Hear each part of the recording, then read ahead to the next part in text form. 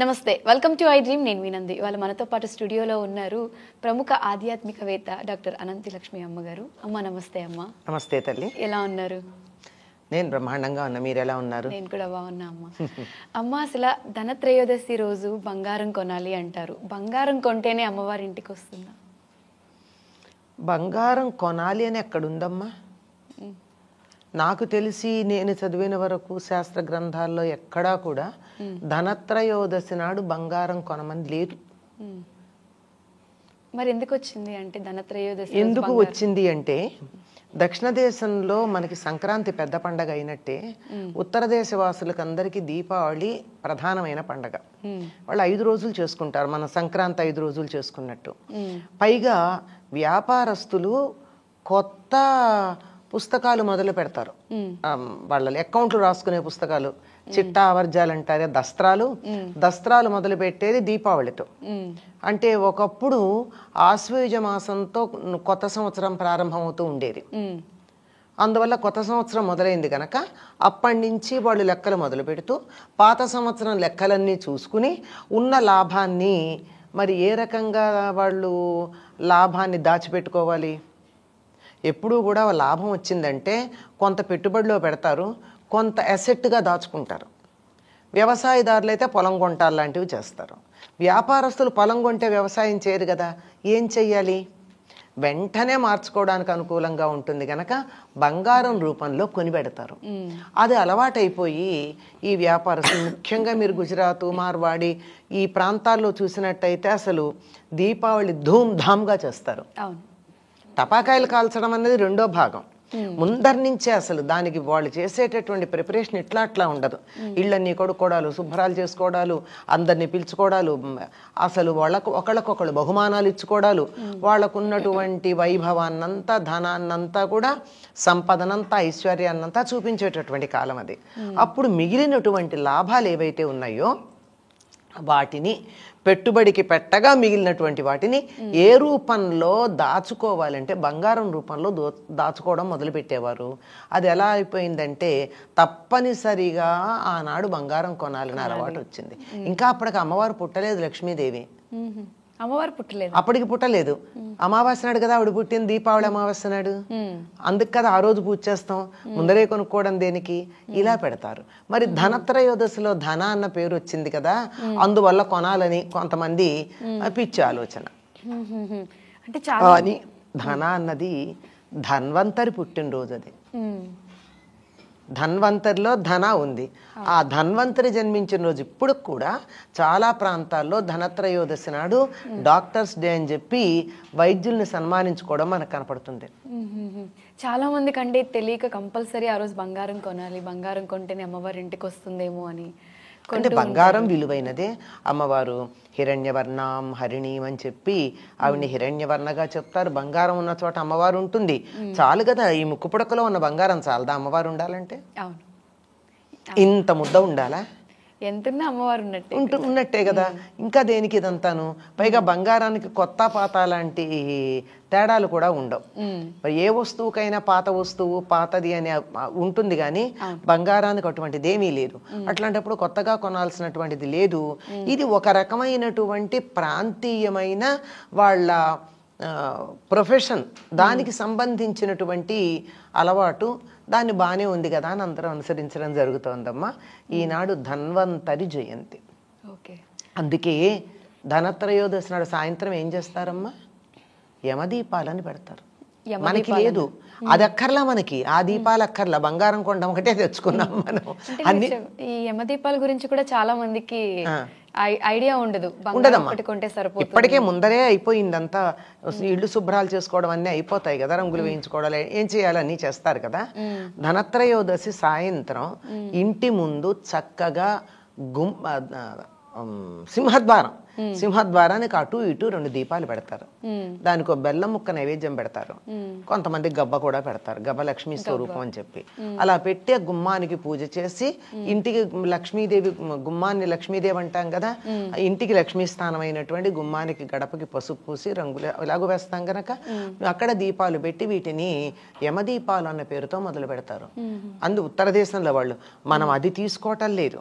నరక చతుర్దశి నాడు దీపాలు పెట్టుకోవడం తీసుకోవటం లేదు, బంగారు కొనం అన్నది ఒక్కటి తీసుకుంటున్నాము.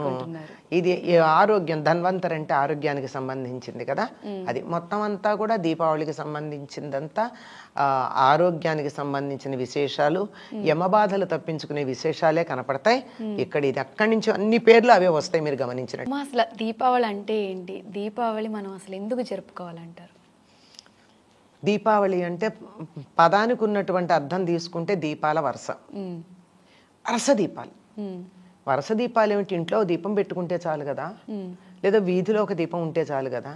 దీపాల వరుస ఏమిటి అంటే ఎవరన్నా ఏదన్నా ఒక దాని నుంచి కొంతకాలం దూరం అయితే అది దొరకంగానే ఆబగా అనుభవిస్తాం కదా. అంటే నరకాసురుడి పరిపాలనా కాలంలో ఇళ్లల్లో దీపాలు వెలిగించుకోవాలా. అందుకని ఎప్పుడైతే వాడు చచ్చిపోయాడో ఇన్నాళ్ళు దీపాలు వెలిగించుకోనటువంటి ఆ లోటునంతా బోల్డ్ దీపాలు వెలిగించుకు తీర్చేసుకున్నారు. ఇది కృతయుగం ద్వాపర యుగంలో జరిగినటువంటి సంఘటన. శ్రీకృష్ణుడు సత్యభామ సహితంగా వెళ్ళి నరకాసురుని సంహరించాడు. అదే ఉత్తర దేశంలో ఒక కథ ఉంది, కానీ అది ఎంతవరకు నమ్మచ్చో తెలియదు. కానీ రాముడు అరణ్యవాసం నుంచి తిరిగి వచ్చే రోజున కూడా అయోధ్యవాసులందరూ దీపాలు, ఆవునేతి దీపాలు వెలిగించి, ఇన్ని దీపాలు ఎందుకు అంటే ఇన్నాళ్ళు మా జీవితాలు చీకటైనాయి, నువ్వు వచ్చావు గనక మాకు వెలుగులు వచ్చిన దానికి సంకేతంగా దీపాలు వెలిగించామన్నారట.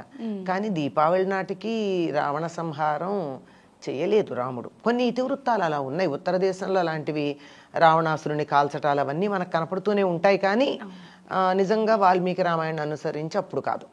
కానీ వినడానికి బాగుంది, మనకేం నష్టమే ఉంది, ఉంది. ఏదైనా దీపాలు వెలిగించుకోవడం అన్నది చాలా ప్రధానమైంది. సాధారణంగా మనందరికీ కూడా అమావాస్య అంటే అది శుభప్రదం కాదు అని ఒక దురభిప్రాయం ఉంది.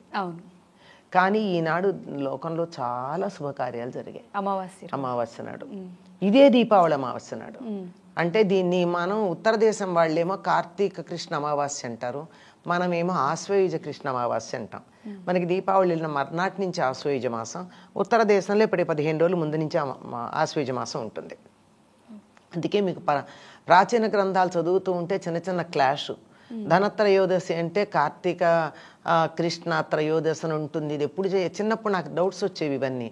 ఇది మరి కార్తీక కృష్ణ త్రయోదశి అంటే ఎప్పుడో తర్వాత కదా చివరి రావాలి, ముందు ఎట్లా, ఇలాంటి అనుమానాలు అనమాట. అందుకే మొత్తం చదివేసినట్టున్నారు. మరి తెలుసుకోకపోతే ఎట్లా, అయోమయంగా ఉంటే బుర్ర పాడైపోదు, అందుకని. కానీ అప్పుడేంటంటే వాళ్ళకి 15 రోజుల ముందు మొదలవుతుంది నెల. అందువల్ల అలా మొదలైనటువంటిది వాళ్ళకి కార్తీక అంటే వాళ్ళకి కార్తీక కృష్ణ అమావాస్య ఏదైతే ఉందో, మనం దీపావళి అనేది ఆ రోజునే విక్రమాదిత్య చక్రవర్తి ఎన్నో వేల మంది, 60,000 మంది అనుకుంటా, హూణులని వాళ్ళని ఈ దేశం నుంచి తరిమేసి మళ్ళీ సనాతన ధర్మానికి సంబంధించిన దాన్ని ప్రతిష్టాపించాడు. ఉత్తర దేశంలో ఇప్పటికీ ఒకటి విక్రమ్ సంవత్ అనే పేరుతో కాలగణన ఉంటుంది. క్రీస్తు శకం లాగా విక్రమ శకం, విక్రమాదిత్య శకం. దాని ప్రకారమే దీపావళితో కొత్త సంవత్సరం మొదలవుతుంది. దీపావళి కొత్త సంవత్సరం చెప్పుకున్నాం కదా. దీపావళి నాడే శత్రువులందరి దేశం నుంచి, హూణులు మొదలైనటువంటి సనాతన ధర్మ వ్యతిరేకులందరినీ కూడా దేశాన్ని నుంచి తరిమేయటం జరిగింది. అందువల్ల ఉత్తర దేశంలో దాని చాలా ప్రాధాన్యం ఉంది. అలాగే ఈనాడే లక్ష్మీదేవి పాలసముద్రంలో నుంచి ఆవిర్భవించటం వల్ల దుర్వాసుడి శాపం వల్ల వైభవం కోల్పోయినటువంటి ఇంద్రుడికి ఈనాడు మళ్ళీ వైభవం తిరిగి లభించింది. ఎందుకంటే నాకు మళ్ళీ ఎప్పుడు లభిస్తుంది అని అడిగితే, లక్ష్మీదేవి విష్ణువుని చేపట్టిన రోజున మాత్రమే నీకు వైభవం వస్తుంది. అప్పటిదాకా నువ్వు కాంతిహీనుడివై శోభపోయి చేసిన అపరాధానికి శిక్షగా దుర్వాసుడు శపించాడు. కనుక లక్ష్మీదేవి ఆవిర్భవించి విష్ణువుని చేపట్టినటువంటి రోజు గనక ఈనాటితో దేవతలు దేవలోకంలో దీపావళి చేసుకుంటారు, దీపాలు వెలిగించుకుని. ఏదో త్రేతాయుగం గురించి కూడా అనుకున్నాం. ద్వాపర యుగం కథ నిన్న మొన్న జరిగింది, మనకి తెలుసు 5,000 సంవత్సరాల క్రితం జరిగింది. ఆ తర్వాత కాలంలో జరిగింది విక్రమాదిత్యుడికి సంబంధించింది. సిక్కులు కూడా ఎందుకు చేసుకుంటారంటే, హర్గోవింద్ సింగ్ అనుకుంటా సిక్కుల గురువు, అతన్ని ఒక మహమ్మదీయ రాజు ఉమ్, చెరసాల్లో పెడితే తర్వాత వదులుతానన్నాడు. అంటే నన్నొక్కడిని కాదు, నా అనుయాయులందరినీ కూడా నువ్వు వదిలిపెడితేనే నేను చెరసాల్లోంచి బయటకు వస్తాను అని చెప్పి ఆయన బయటికి రావడానికి ఇష్టపడలా. ఉమ్, దాంతో ఆగి ఆగి ఈ కార్తీక అమావాస్య నాడు మనం దీపావళి జరుపుకునే రోజున ఆయన శిష్యులతో సహా అనుయాయులతో సహా విడుదల చేయడం జరిగింది. అందుకని త్యాగానికి సంకేతంగా సిక్కులందరూ దీపావళి చేసుకుంటారు.